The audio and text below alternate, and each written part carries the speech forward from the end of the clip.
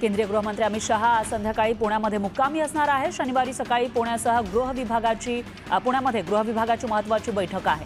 त्यासाठी अमित शहा संध्याकाळी पुण्यात दाखल होतील। उपमुख्यमंत्री एकनाथ शिंदे आज गोंदिया जिल्ह्याचा दौरा करणार आहेत। देवरी इथल्या मैदानावर शिवसेनेचा मेळावा होणार आहे। यावेळी अनेकांचे शिवसेनेमध्ये प्रवेशही होणार आहे। मनसे अध्यक्ष राज ठाकरे यांच्या प्रमुख उपस्थितीमध्ये पक्षाच्या पदाधिकाऱ्यांची बैठक झाली। या बैठकीमध्ये राज ठाकरेंनी आगामी निवडणुकांच्या बदलाच्या अनुषंगाने मार्गदर्शन केलं आहे। तर मनसेच्या पुढील काळातील राजकीय रणनीतीबद्दल सूचनाही देण्यात आल्याची माहिती आहे।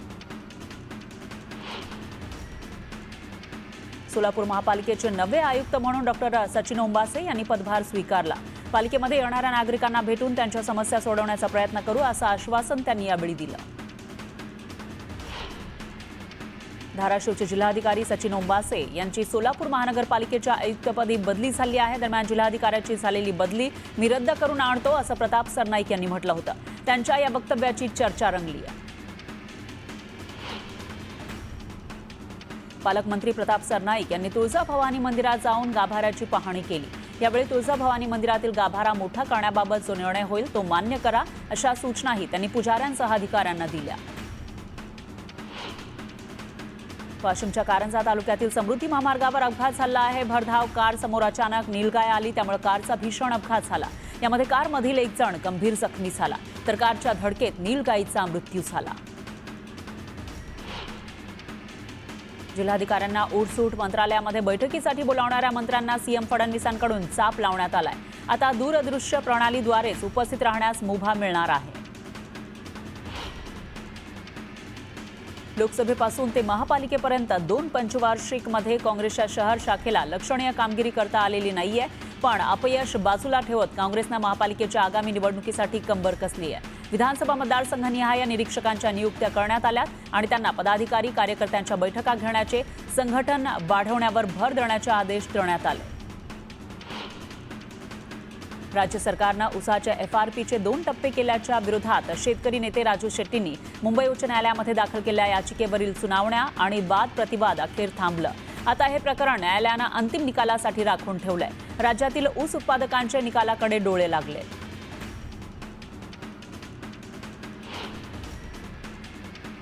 यानंतर एक ब्रेकिंग न्यूज आहे। मनोज जरांगे पाटील आज मस्साजोगमध्ये मयत सरपंच संतोष देशमुख यांच्या कुटुंबाची भेट घेणार आहेत आणि गावकऱ्यांची सुद्धा भेट घेणार आहेत। गावकऱ्यांनी महत्त्वपूर्ण बैठक घेऊन 25 तारखेला अन्न त्याग आंदोलनाचा इशारा दिला होता। त्या पार्श्वभूमीवर मनोज जरांगे पाटील यांची आजची ही भेट महत्त्वाची मानली जाते। तर मनोज जरांगे पाटील यांच्या भेटीनंतर गावकरी आंदोलनावर ठाम राहणार का आणि आंदोलनाची दिशा कशी असणार यावर महत्त्वाची चर्चा होणार आहे। मस्साजोगचे सरपंच संतोष देशमुख हत्या प्रकरणाला आता 70 दिवस उलटून गेले आहेत, पण यातील कृष्णा आंधळे नावाचा आरोपी अजूनही फरार आहे। त्या पार्श्वभूमीवर अन्नत्याग आंदोलनाचा इशारा दिला आहे गावकऱ्यांनी आणि आता जरांगे पाटील गावकऱ्यांची आणि देशमुख कुटुंबाची भेट घेणार आहेत।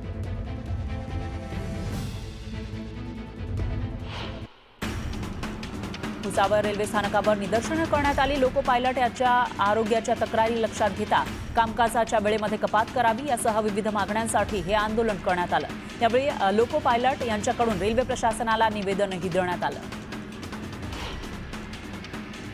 लाडकी बहीण योजनेतील अपात्र महिलांची संख्या कमी करण्यास सुरुवात झालेली आहे। योजनेच्या निकषात न बसणाऱ्या महिलांना अपात्र ठरवण्यासाठी ई-KYC सक्तीची केली आहे। त्यासाठी महिलांचं पॅन कार्ड डिटेल्स देण्याची विनंती राज्य सरकारकडून आयकर विभागाला करण्यात आली आहे। पण आयकर विभाग सरकारला ही माहिती आता देणार का ते बघावं लागेल। चिपळूण शहरातील शासकीय इमारतींची दुरावस्था झालेली आहे। महसूल विभाग, सार्वजनिक बांधकाम विभाग यासारख्या शासकीय कार्यालयांच्या इमारतींची अवस्था जीर्ण झाली आहे। अशात ही कार्यालय भाडेतत्वावर चालवावी लागतात। होळी सणापूर्वीच मुंबई शहर आणि उपनगरात उन्हाची तीव्रता प्रचंड वाढलेली आहे। तापमानात अचानक वाढ झाली आहे। पारा 37 अंशांच्या विक्रमी पातळीवर गेला, त्यामुळे मुंबईकरांना उन्हाचे चटके बसतात। मुंबईमध्ये पुन्हा एकदा हवेचा दर्जा खालावलाय। गोवंडीमध्ये एअर क्वालिटी इंडेक्स 216 इतका नोंदवला गेलाय, तर सरासरी निर्देशांक मध्यम दर्जाचा नोंदवला गेला। मुख्यमंत्री देवेंद्र फडणवीस यांच्या नेतृत्वात 3.3 लाख कोटी रुपये गुंतवणुकीच्या आणि राज्याच्या ऊर्जा निर्मिती क्षमता दुपटीनं वाढवणारा राज्याचा ऊर्जा परिवर्तन आराखडा तयार करण्यात आलाय, असं प्रतिपादन अपर मुख्य सचिव आभास शुक्ला यांनी केलं. पालिका शाळांमधील विद्यार्थ्यांना मिळणाऱ्या शिक्षणाचा दर्जा उच्च असावा आणि शिक्षकांकडून दिले जाणारे धडे विद्यार्थ्यांना व्यवस्थित समजावे यासाठी पालिकेनं पायाभूत अंक, गणित आणि भाषा ज्ञानावर भर देण्याचा निर्णय घेतलाय. एपीएमसीनं मुख्य परीक्षेच्या आधी वाढ केलेली आहे. एमपीएससीनं मुख्य परीक्षेच्या मध्ये वाढ केल्याची माहिती समोर येते. एमपीएससीनं 46 जागांची वाढ करून आता 828 पदं केलेली आहेत. यामध्ये राज्यसेवेचे 477 तर स्थापत्य अभियांत्रिकीचे 45, वनसेवेचे 48 आणि कृषी सेवेच्या 258 पदांचा समावेश आहे. वेटिंग लिस्टवरील प्रवाशांच्या तिकीट रद्द होण्याच्या संख्येमध्ये लक्षणीय घट झाली आहे. पश्चिम रेल्वेवर हे प्रमाण 42% घटलंय. त्यामुळे आता वेटिंग लिस्ट न लागता थेट कन्फर्म तिकीट मिळणार आहे. जळगावच्या यावल तालुक्यातील परसाडे इथं खळ्याला अचानक आग लागली. या आगीमध्ये एका बैलाचा होरपळून मृत्यू झालाय तर एक बैल गंभीर जखमी झाला. शेती उपयोगी साहित्य सुद्धा आगीत जळून खाक झालं. मुंबई गोवा महामार्गावरील परशुराम घाटामध्ये रॉक बिल्डिंगचे काम सध्या युद्धपातळीवर सुरू आहे. या भागामध्ये दरडी कोसळण्याचं प्रमाण अधिक आहे. त्यामुळे रॉक बिल्डिंग प्रणालीचा टिकाऊपणा याबद्दल नागरिकांमध्ये मात्र शंका उपस्थित होतीये. कराड शहरामध्ये 1,25,00,000 रुपयांच्या रस्ते कामांचं भूमिपूजन करण्यात आलं. माजी उपनगराध्यक्ष राजेंद्र सिंग यादव आणि नगरसेवकांच्या उपस्थितीमध्ये हे भूमिपूजन झालं. सोलापूर कृषी उत्पन्न बाजार समितीमध्ये बेदाणा लिलाव पार पडलेला आहे. वर्षातील पहिल्याच दिवशी 97 टन मालाची आवक झाली तर 225 किलो बेदाण्याला प्रति किलो 301 रुपयांचा उच्चांकी दर मिळाला. कल्याण डोंबिवली शहरामध्ये रस्त्याची कामं चालू आहेत. त्यामुळे ट्रॅफिक जाम होत आहे. याचा फटका 10वीच्या विद्यार्थ्यांना बसू नये यासाठी ट्रॅफिक पोलिसांनी विशेष रायडर्सची नेमणूक केली आहे. टोल फ्री क्रमांकावर फोन केल्यास विशेष रायडर्स परीक्षा केंद्रावर सोडायला येणार आहेत. सांगलीच्या मिरजमध्ये एका नामवंत हॉस्पिटलमध्ये महागड्या नळांची चोरी झाल्याचा प्रकार घडला. या प्रकरणी पोलिसांनी नळ चोरणाऱ्याला अटक केली आहे तर तेजस सावंत असे आरोपीचं नाव आहे. परभणी जिल्ह्यातील दैठणा इथं मळणी यंत्रामध्ये अडकल्यानं 45 वर्ष महिलेचा मृत्यू झाला. तोल गेल्यानं साडीचा पदर हरभरा मळणी मशीनमध्ये अडकून ती महिला पडली होती. फास्टॅग व्यवहारांवर नवीन नियम लागू केल्यामुळे महामार्गावरील टोल नाक्यांवर वाहन चालकांना कोणत्याही समस्येचा सामना करावा लागणार नाही, असं भारतीय राष्ट्रीय महामार्ग प्राधिकरणानं स्पष्ट केलंय. अमेरिकेच्या आयात कर आणि जागतिक मागणीमध्ये होत असलेल्या कपातीमुळे भारताचा 2024 मध्ये असणारा 6.6% विकास दर मंदावून तो 6.4% पोहोचेल, असं मूडीजच्या विश्लेषणात म्हटलंय. मध्य रेल्वेनं ओपन ॲक्सेस प्रणालीचा अर्थात खुल्या बाजारामध्ये वीज खरेदीचा निर्णय घेतलाय. त्यामुळे 2015 पासून 6,006 कोटी रुपयांची बचत केली आहे. सायबर सुरक्षेसह सोशल मीडियावरील अश्लीलता थांबवण्यासाठी केंद्र सरकार डिजिटल इंडिया विधेयक आणण्याच्या तयारीत आहे. 2000 साली आणलेल्या सध्याच्या माहिती आणि तंत्रज्ञान कायद्याची जागा हे नवं विधेयक घेईल. तर नवीन विधेयकामध्ये यूट्यूबर्स, डिजिटल प्लॅटफॉर्म आणि सोशल मीडिया सामग्रीचे नियमन करण्याची तरतूद असेल. केंद्र सरकार 15 महिन्यांपासून डिजिटल इंडिया विधेयकावर काम करत असल्याची माहिती आहे. गुगल पेवरून रिचार्ज करणं, बुकिंग करणं तसंच वीज बिल भरणं आणि फास्टिंग रिचार्ज करणं आता महागणार आहे. रिचार्ज सेवेसाठी 0.5 ते 1% शुल्क भरावं लागणार आहे.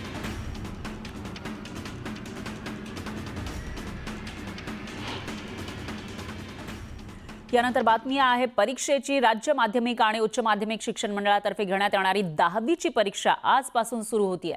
मराठीच्या विषयापासून या परीक्षेला सुरुवात होतीये. पहिला पेपर आहे मराठीचा. तर राज्यातील 23,492 माध्यमिक शाळांमधून 10वीच्या परीक्षेसाठी 16,11,610 विद्यार्थ्यांनी नोंदणी केली आहे. राज्यातील 5,130 मुख्य परीक्षा केंद्रांवर ही परीक्षा होणार आहे. यंदा 8,64,120 विद्यार्थी, 7,47,000 19,471 विद्यार्थिनी आणि 19 तृतीयपंथी विद्यार्थ्यांनी नोंदणी केली आहे. तर 10वीची परीक्षा 17 मार्चपर्यंत असेल. परीक्षेच्या निर्धारित वेळेपूर्वी किमान अर्धा तास आधी विद्यार्थ्यांनी परीक्षा केंद्रावर पोहोचणं गरजेचं आहे. तर गेल्या वर्षीप्रमाणे याही परीक्षेमध्ये पेपरच्या नियोजन वेळेनंतर शेवटी 10 मिनिटं वाढवून देण्यात आली आहेत. परीक्षेच्या काळामध्ये परीक्षा केंद्रापासून 500 मीटर परिसरातील झेरॉक्सची दुकानं बंद ठेवली जाणार आहेत. तसंच संबंधित परीक्षा केंद्राच्या परिसरामध्ये 163 कलम लागू करण्यात येईल.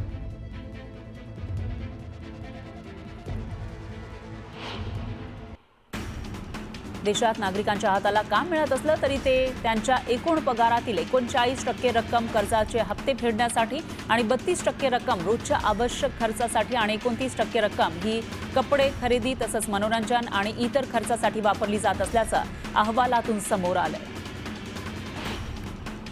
देवरुख नगरपंचायतीच्या नवीन इमारतीचं बांधकाम मागील 5.5 ते 5 वर्षांपासून सुरू आहे. यामध्ये लाखो खर्च करूनही अद्याप ते पूर्णत्वास गेलेलं नाहीये. त्यामुळे नागरिकांकडून संताप व्यक्त केला जातोय. मुंबई शहर आणि उपनगरात सार्वजनिक ठिकाणी अस्वच्छता केल्याप्रकरणी मागील 11 महिन्यामध्ये 1,40,000 नागरिकांकडून क्लीनअप मार्शलनं 4,54,00,000चा दंड वसूल केला. पण दुसरीकडे मार्शल पुरवणाऱ्या संस्थाही पालिकेच्या रडारवर आल्यात. कर्तव्यात कसूर केल्याप्रकरणी 60 लाखांचा दंड बजावण्यात आलाय. 14,000 कोटी खर्च करून झालेल्या कोस्टल रोडवर ठिकठिकाणी असलेल्या डांबरी पॅचमुळे मुंबईकरांना वाहन चालवताना सध्या बम्पी राईडचा अनुभव येत असल्याचा व्हिडिओ व्हायरल झालाय. पालिकेकडून मुंबईकरांचा अपेक्षाभंग झाल्याची नाराजी सोशल मीडियावरून नेटकरी व्यक्त करतायत.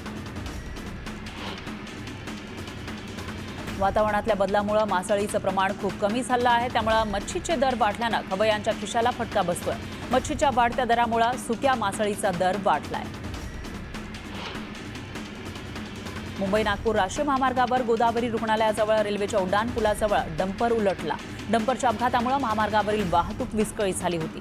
अखेर जेसीबीच्या सहाय्यानं पलटी झालेला हा डंपर बाजूला करत 1 तासानंतर वाहतूक सुरळीत करण्यात आली. सोलापूरच्या कृषी उत्पन्न बाजार समितीमध्ये लाल मिरचीची आवक वाढलेली आहे. कृषी उत्पन्न बाजार समितीमध्ये आंध्र कर्नाटकमधून लाल मिरची विक्रीला येते. लाल मिरचीला 12 ते 13,000 क्विंटलचा भाव मिळतोय. भारतीय रेल्वेच्या अमृत भारत स्लीपर एक्सप्रेसनं प्रवाशांसाठी आणखी एक अत्याधुनिक प्रवासाचा मार्ग खुला केलाय. मध्य रेल्वेवर ही नवी स्लीपर ट्रेन दाखल झाली आहे. लवकरच मुंबई ते इगतपुरी दरम्यान या गाडीच्या चाचण्या घेतल्या जाणार आहेत. यापूर्वी या ट्रेनची चाचणी पश्चिम रेल्वेच्या मार्गावर करण्यात आली होती. मध्य रेल्वेवर एसी लोकलमधून प्रवास करणाऱ्या फुकट्या प्रवाशांवर कारवाईचा बडगा उगारण्यात आलाय. 10 महिन्यामध्ये एसी लोकलमधून 81,709 फुकट्या प्रवाशांवर कारवाई करण्यात आली आहे. त्यांच्याकडून तब्बल 2,70,00,000चा दंड वसूल करण्यात आलाय. शक्तीपीठ महामार्गाविरोधात 12 मार्चला मुंबईमध्ये विधिमंडळावर गळफास मोर्चा काढण्याचा निर्धार कोल्हापूर जिल्ह्यातील शेतकऱ्यांच्या राज्यव्यापी बैठकीत घेण्यात आलाय. तर महाविकास आघाडीच्या माध्यमातून विधिमंडळामध्ये हा विषय ताकदीनं मांडू अशी ग्वाही देत हा प्रकल्प कंत्राटदार धारजिणा आहे असा आरोप काँग्रेसचे जिल्हाध्यक्ष आमदार सतेज पाटील यांनी केला.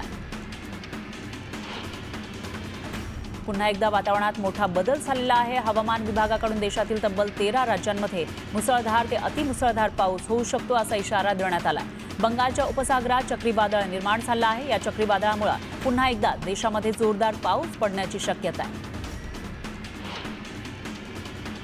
सध्या उन्हाचा चटका अधिक जाणवणार असल्याची माहिती हवामान विभागानं दिली आहे. फेब्रुवारीमध्ये तापमानानं 35 अंशांचा पारा ओलांडलाय.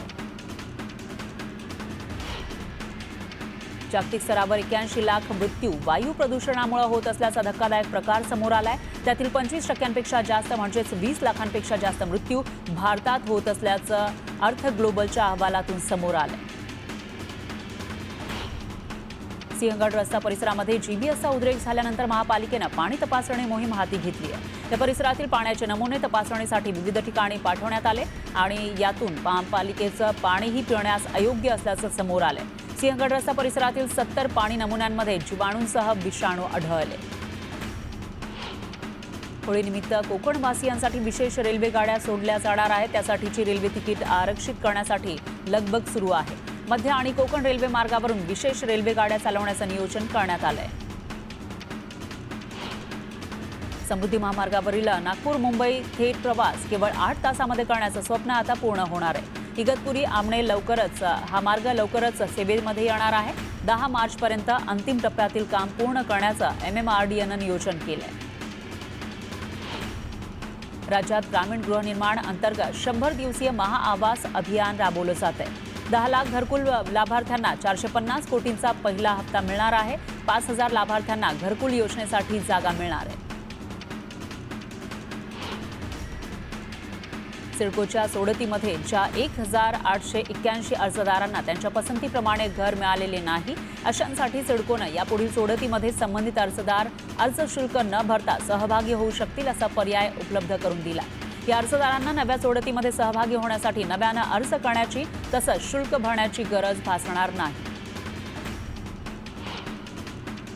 कोण पनवेल इथल्या गिरणी कामगारांसाठीच्या 2,417 घरांसाठी आता 6 लाख रुपये निश्चित करण्यात आले. यासाठी महिन्याला 4,640 रुपयांप्रमाणे वार्षिक 55,000चा देखभाल शुल्क निश्चित करण्यात आलाय.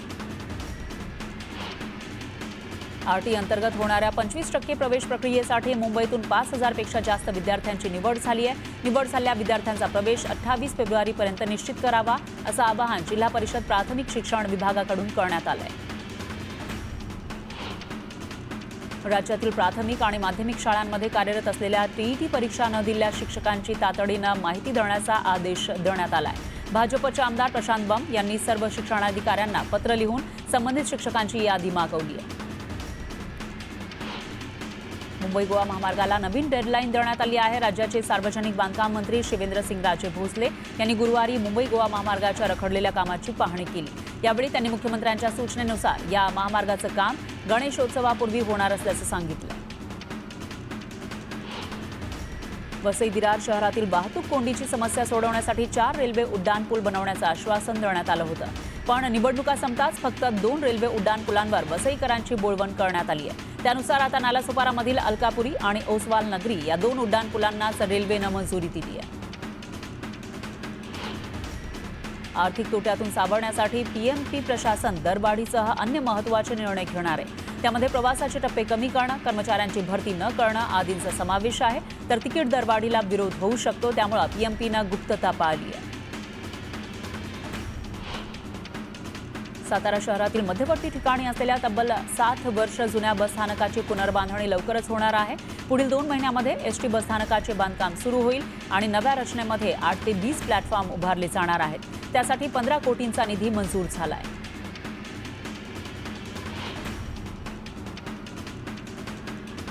जिल्ह्यातील 758 अंगणवाडी सेविका आणि मदतनीसांची भरती केली जाणार आहे. तर त्यासाठी प्रक्रिया जिल्हा परिषदेकडून सुरू करण्यात आली आहे. यासाठी शैक्षणिक पात्रता किमान 12वी पास अशी आहे. युनियन बँक ऑफ इंडियामध्ये मोठी भरती प्रक्रिया सुरू झाली आहे. बँकेमध्ये 2,691 अप्रेंटिसशिप पदांसाठी भरती प्रक्रिया सुरू झाली आहे. 19 फेब्रुवारी 2025 पासून अर्ज करण्याची प्रक्रिया सुरू झाली आहे आणि शेवटची तारीख 5 मार्च आहे. पीएफ ग्राहकांसाठी आता त्यांच्या पीएफ खात्यातून पैसे काढण्यासाठी कोणतीही अडचण येणार नाहीये, कारण आता ते UPIद्वारे पीएफचे पैसे काढू शकतात. सरकार एक अशा सिस्टीमवर काम करतंय ज्याद्वारे EPF सदस्यांचे दावे UPIद्वारे सोडवले जाऊ शकतात. पुढील 2 ते 3 महिन्यांमध्ये हे प्लॅटफॉर्मवर आणण्यासाठी नॅशनल पेमेंट कॉर्पोरेशन ऑफ इंडियाशी चर्चा सुरू आहे. गुरुवारी राष्ट्रीय राजधानीमध्ये सोन्याचा भाव 89,450 रुपये प्रति 10 ग्रॅमच्या पातळीवर पोहोचला. तर चांदीचा भाव 99,600 रुपये प्रति किलो होता. तो आता 1,03,000 रुपये प्रति किलो झालाय. त्यामुळे गुंतवणूकदारांमध्ये आणखी भीती निर्माण झाल्याचं तज्ज्ञांचं म्हणणं आहे.